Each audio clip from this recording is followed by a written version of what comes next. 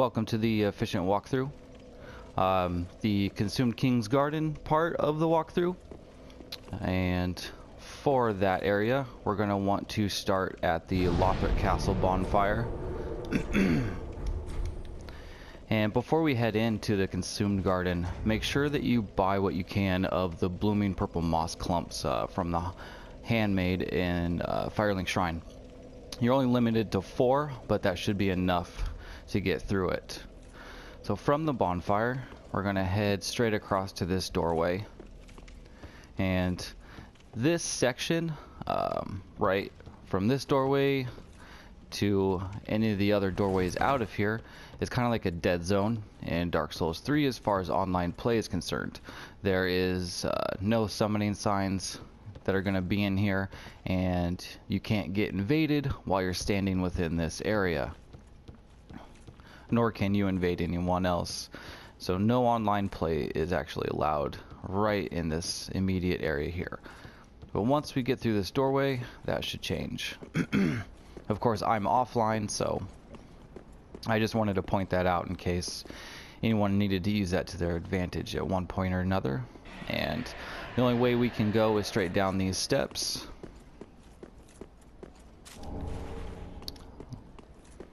And there'll be one of the cathedral knights. He's the exact same type of cathedral knight that we fought at Cathedral of the Deep with the mace and the shield. We'll use the same tactics. We're gonna go up to him and immediately start hitting him, because as he aggroes, and if you as he starts to aggro, if you go in and immediately start attacking him, he will raise his shield up. He'll go into a defensive mode rather than being aggressive. And we want to get the hits in on his shield and guard break him and then repost him. And it should be a pretty easy fight as long as that's what we do.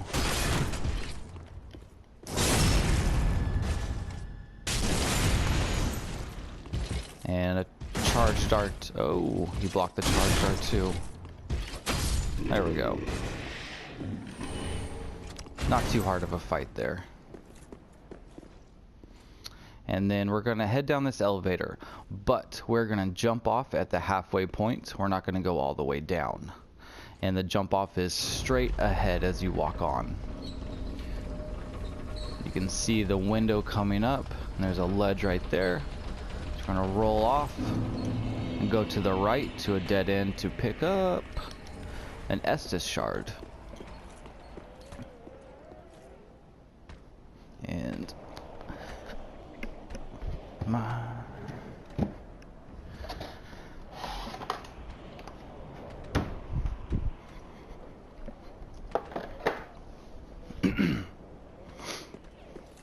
all right, so up ahead, the foggy area that we can see from this point, it'll be like kind of like a murky area, is toxic. And then dry land, you're safe. But in the toxic, if you stand in it too long, you're going to get toxic poisoning, which we'll need to use one of these purple moss clumps for. So, but before we head down, this area has 3 pus of mans roaming around. We want to get the first one's attention and bring him closer so we can take him out. Let's put some fire arrows in there. Alright, so we're just gonna shoot him and bring him closer to us and get his attention.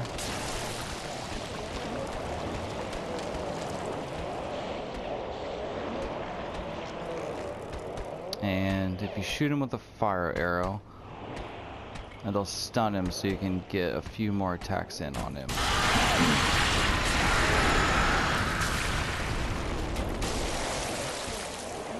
I mean, you can definitely throw fire bombs at him as well.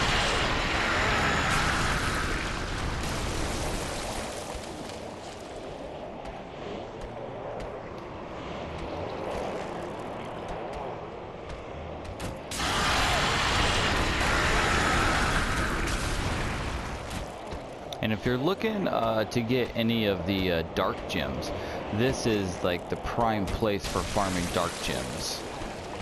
Here, I'm gonna go ahead and pop a coin. Maybe we'll get lucky. But the Pus of Man, they all have the chance to drop dark gems, large titanite shards, and titanite chunks. And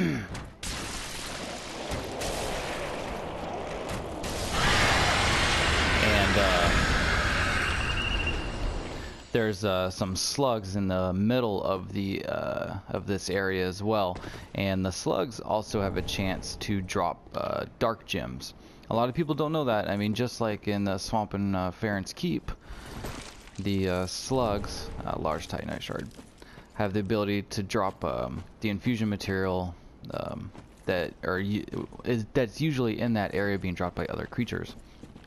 So if you're like a pyromancer or something and you're looking for dark gems, running into here, and since you have the fireballs for pyromancy, this area is pretty easy, honestly. You can just spam the fireballs at the Pus of Man and then run into the middle there and take out all the slugs. You know, when you have your mimic head on and stuff to raise your item discovery, you usually come up with a dark gem pretty easily. Alright, so I'm staying on the right hand side. I'm going to go into the middle and I'm going to grab the items in there. If by chance we do aggro one of the other Pusses of Man, we'll stay in the middle underneath this platform. The Pus of Mans cannot get into that area. It's kind of blocked off by the posts. And so we'll just hide in there and we'll throw fire bombs at the Pus of Man, and it should just take care of it. We will get toxic poison, but we'll be okay. So before we head in, I'm gonna pop a coin just to see if I can get one of the slugs to drop anything.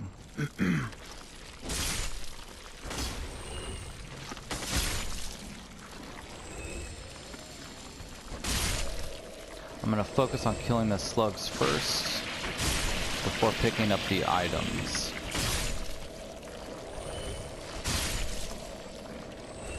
Let's see. Oh, one more over here. And I know that I've taken on the toxic poisoning. I'm watching my health gauge. Make sure it doesn't get too low.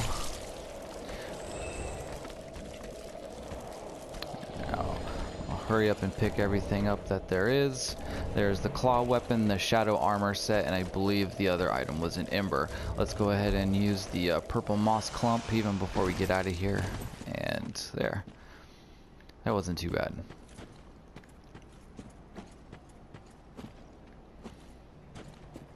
And there's another cathedral knight right up here. If you're looking to farm any of their armor or anything they drop, I mean, tackle this guy the exact same way the other one, but you definitely don't need to fight him. He'll just stay there and mind his own business. There's no items up there. There's no real reason to go up and fight him unless you're looking for anything. But just for the walkthrough's sake, let's go up and take him out real fast.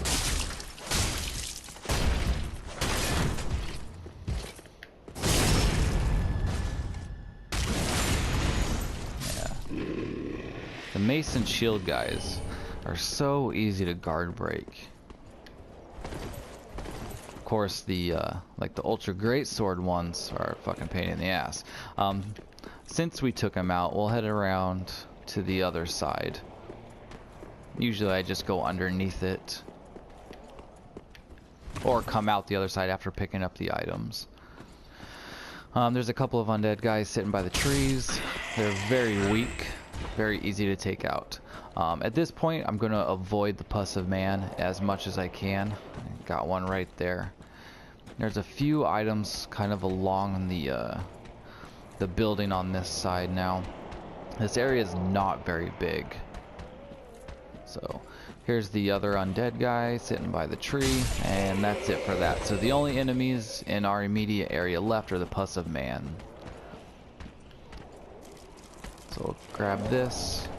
There's one dark gem that's just right there. He's making us... Oh, here he comes. Alright. We're gonna go up these stairs. I'm gonna throw a firebomb at him to stagger him so he... Hopefully he'll leave us alone. There we go. So at the top of these stairs, there's a Titanite chunk, and from there, we're gonna drop down to the other stairs.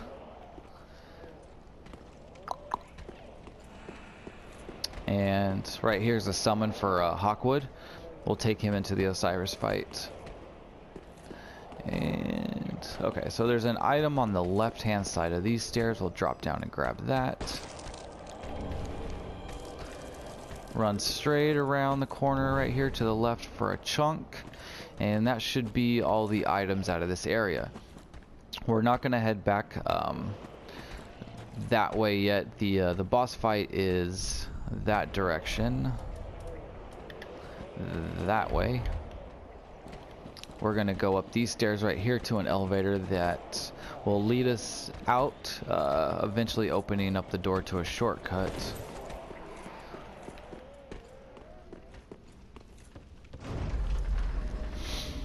And if you're trying to sneak around the Pussamans, just like I did earlier, if you aggro one and you just want to get away from them, just throw anything with fire at it to make it freak out and stagger from the fire. And when it does stagger from the fire, run away, it loses all memory of what it was doing before it was on fire. So as long as you get away out of its area, it won't keep trying to follow you.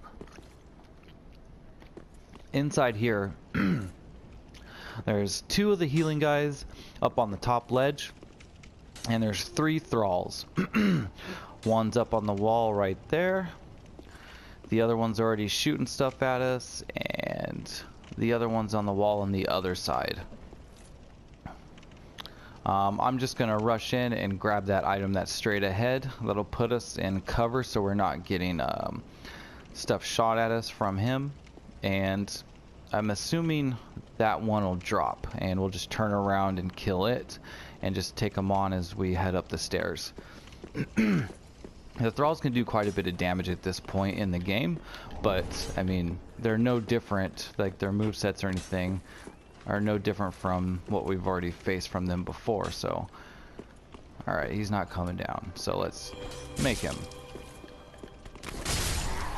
There we go. There we go, and he's gonna drop. And of course the black cloaked guys, the faith spellcasting undead, are casting healing spells for everyone.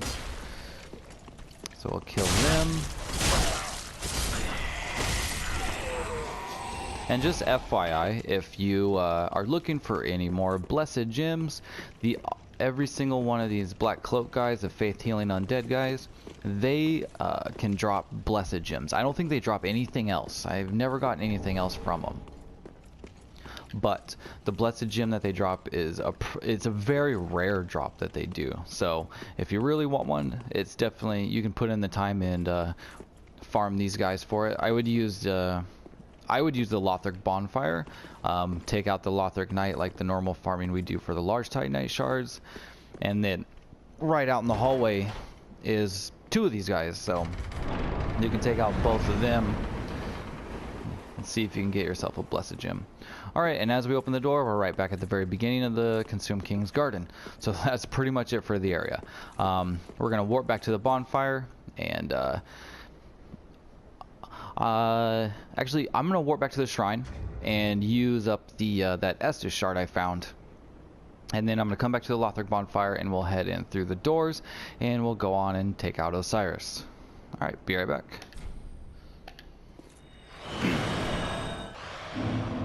All right, here we are, and I switched to the Millwood battle axe. And since I did that, I might as well put on some better armor as well. 70.2.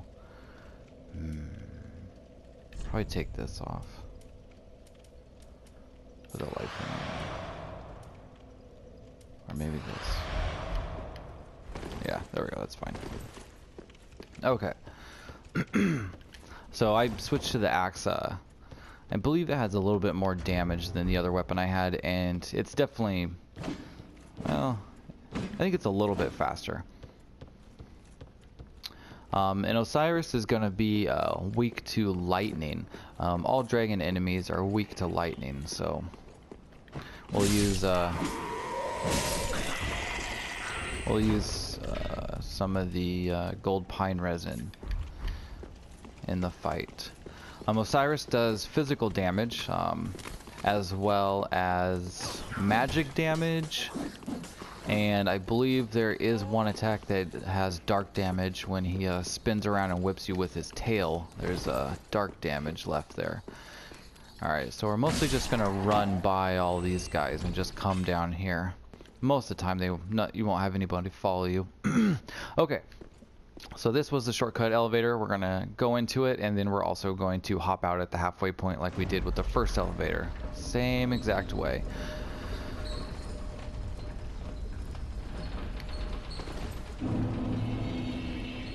And follow the pathway around, and there'll be a ring, the dragon scale ring, which if you get backstabbed, you take less damage with that ring. Yeah, it reduces damage from backstabs. I mean, I guess if you're worried about getting backstabbed, then that's a good ring. I don't think I've ever used it. If you're using an ultra great weapon, I suppose you're more likely to get backstabbed, but you know. We're gonna take out our bow. I'm gonna put in some poison arrows. I'm gonna see how much damage these arrows do. But we got 2 Cathedral Knights, and they are not the Mace and Shield Knights, they are the Ultra Great Sword Knights, and there's 2 of them, like I said. These guys are fucking monsters. So we're gonna stand up on the ledge and cheese them. Just shoot them right in the head. 124. Hopefully this, let's see how much a poison arrow does. 72.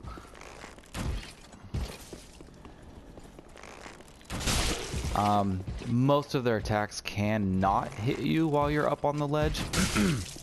There is one attack they can do that will reach the very corner of the ledge, so if it looks like they're gonna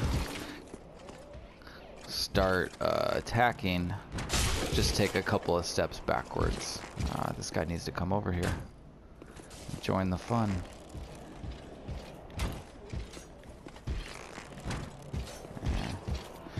Alright, we got him. Oh, right like that. So I believe they'll do their stomp before they attack, so it's a pretty good warning that they're going to attack.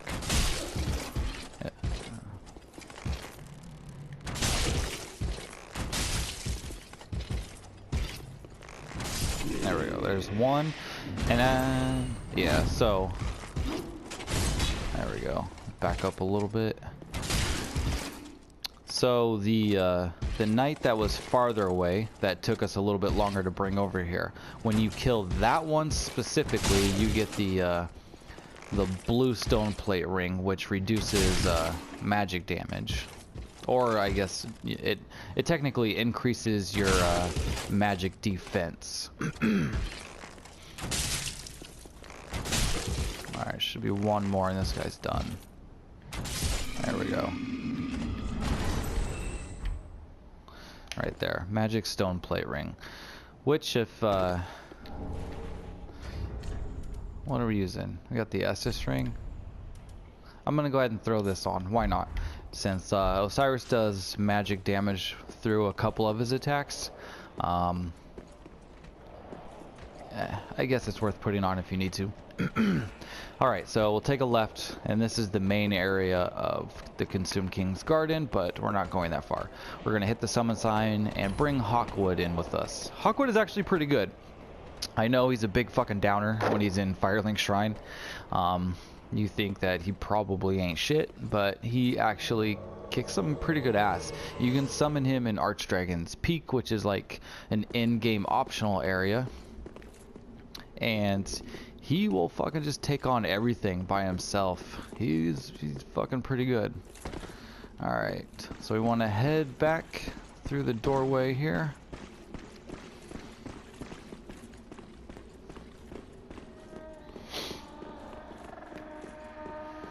follow the lovely music. Don't leave Hawkwood too far behind as he levitates down the stairs. Eat some grass, add the gold pine resin, we'll head in.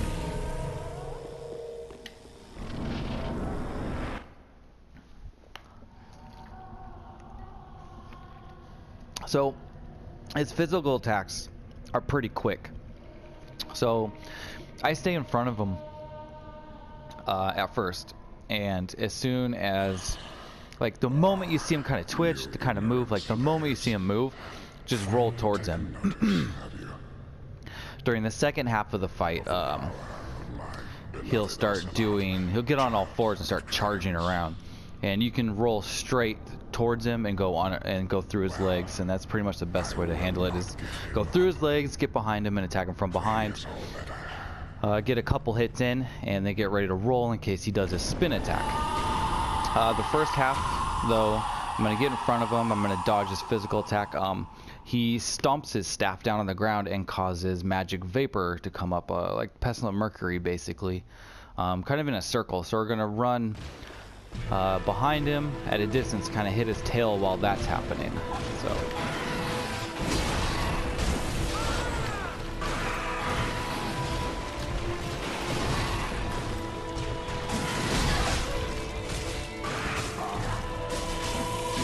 With Hawkwood here, you have quite a bit of time to just attack him and not worry about too much. You can just swing on him repeatedly. Alright, let's back up a little bit. Alright, so here we are at the second phase already. I mean, I'm not over leveled or anything. I mean, I guess we got the weapons upgraded, but we're already got him halfway down. So there's the crystal breath, and there's his charge. We're gonna come up behind him, get a couple hits in, and follow behind him. Get ready for that tail spin.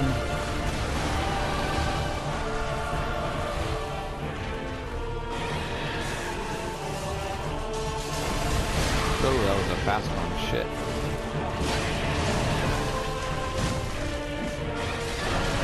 Better heal.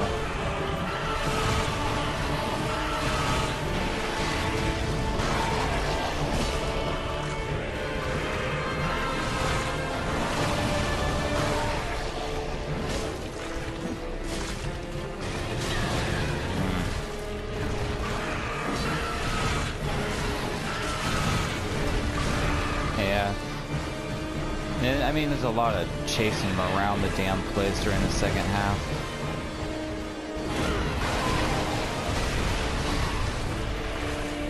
It's like a feral fucking cat.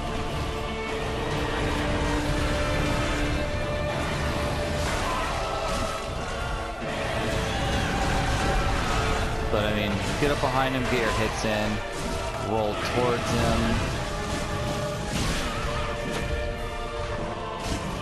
One more. There we go.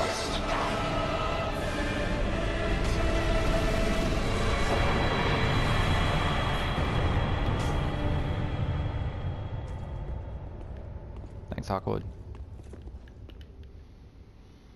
Oh, he's ready to hit the exit. He's like, fuck this, I'm done, I'm out.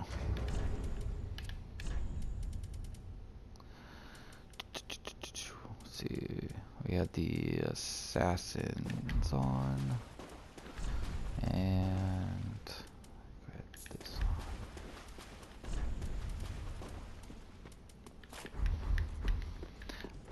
Overall, this fight really isn't that hard. Especially when you bring Hawkwood in. He's a little bit of a distraction, so he's not constantly charging directly at you. And yeah, just roll straight towards him, hit him in the butt, and fucking roll. Okay, so from this boss room, we'll head straight through the double doors, and we'll encounter a new enemy. It's going to be one of these, like, dragon, I don't know, like half-breed things. They look pretty pathetic, but they're actually pretty tough.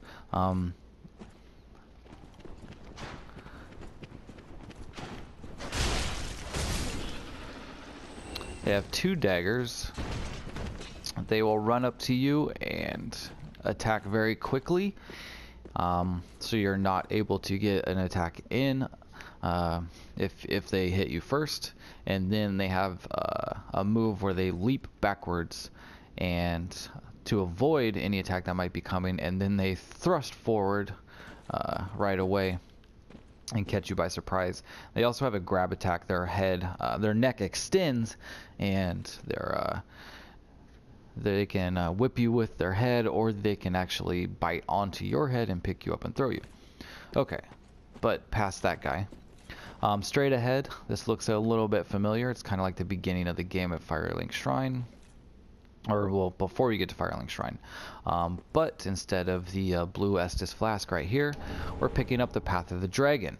This is a gesture we need to access a secret optional area in the game, which we'll get later.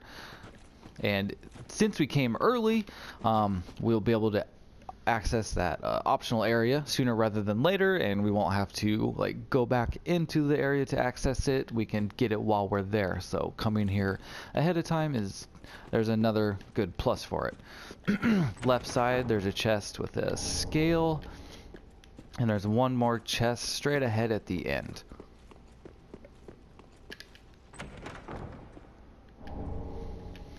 And right in front of that chest, we have an illusionary wall.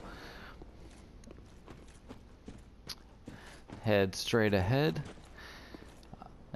You can technically walk down the left side if you don't want to take any damage, but, you know, it doesn't really matter. There's a fucking bonfire right there, so we'll just hop right on down. And I'm gonna cut the video there. I'm gonna break up the Consumed King's Garden and the Untended Graves, which is the Dark Firelink Shrine part of the walkthrough. They're both really small areas. I'm gonna upload them at the same time, but I'm gonna break them apart, that way they can just be titled appropriately. Alright, so that's it for the Consumed King's Garden. Pretty easy.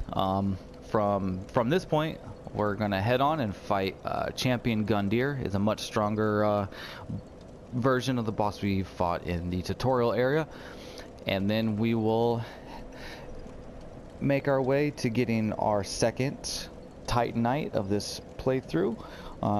Perhaps if you fought Frida, it'll be your 3rd or 4th, but we'll get that, and then we will head back into the main game, all buffed up with plus 10 weapons and extra rings and extra Estus drinks out of our Estus flasks and everything. Alright, thanks for watching. I appreciate you for watching my videos. Hopefully I helped you out some. I'll be right back with the Untended Graves.